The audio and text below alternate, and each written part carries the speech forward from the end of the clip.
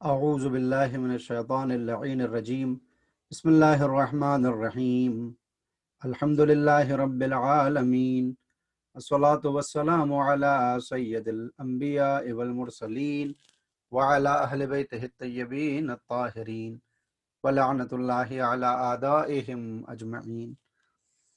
حاضرین و سامعین، کیئر اسلام کی طرف سے نہج البلاغہ کے تیسرے حصے کلمات قصار سے مولا کائنات کی حکایتوں کو لے کر آپ کی خدمت میں حاضر ہوں۔ شب جمعہ شب رحمت و مغفرت، شب استجابت دعا ہے۔ اپنے مرحومین کو اپنی دعائے خیر میں یاد رکھیں، چاہے وہ صدقے کے ذریعے ہو یا نظر و فاتحہ کے ذریعے، کہ ان کو ان تمام چیزوں کی ہم سے زیادہ ضرورت ہے۔ روایات میں آیا ہے کہ بعض وقت شب جمعہ روحیں گھروں پر آتی ہیں فقیروں کی مانند اور صدا لگاتی ہیں کہ جو کھانا کل تم پھینکنے والے ہو وہ ہمارے نام سے آج کسی مستحق کو کھلا دو، تاکہ اس کے عوض میں عالم آخرت اور عالم برزخ کی میری پریشانیاں دور ہو سکیں۔ لہٰذا اپنی خوشیوں میں اپنے مردوں کو ضرور یاد رکھیں کہ وہ محتاج ہیں۔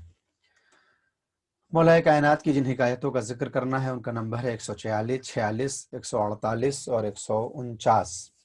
146 نمبر کی حکایت: وقال علیہ السلام سوسوا ایمانکم بالصدقہ وحسنوا اموالکم بالزکاة وادفعوا امواج البلاء بالدعاء۔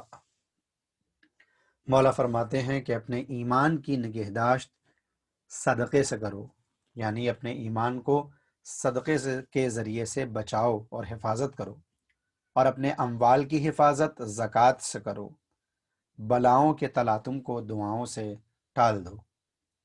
صدقہ اس بات کی علامت ہے کہ انسان کو وعدہ الہی پر اعتبار ہے، اور وہ یہ یقین رکھتا ہے کہ جو کچھ اس کی راہ میں دے دیا ہے وہ ضائع ہونے والا نہیں، بلکہ 10 گنا، 100 گنا، 1000 گنا ہو کر واپس آنے والا ہے، اور یہی کمال ایمان کی علامت ہے۔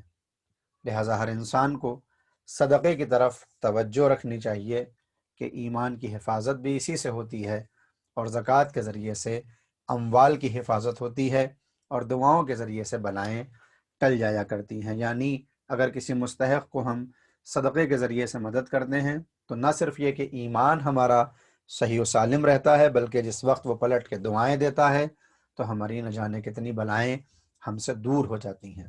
لہٰذا صدقے کا ثواب 10 گنا، 100 گنا اور 1000 گنا تک ہو جایا کرتا ہے۔ حکایت نمبر 147 جس کو آج بیان نہیں کیا ہے، جس کا سبب یہ ہے کہ وہ ایک طویل حکایت ہے جو حضرت کمیل اور مولا الموحدین کا مکالمہ ہے۔ انشاءاللہ آنے والی کلپ صرف اسی ایک حکایت کے اوپر ہوگی۔ آج میں نے اس کو اسکپ کر کے حکایت نمبر 148 اور 149 آپ کی خدمت میں پیش کی ہیں۔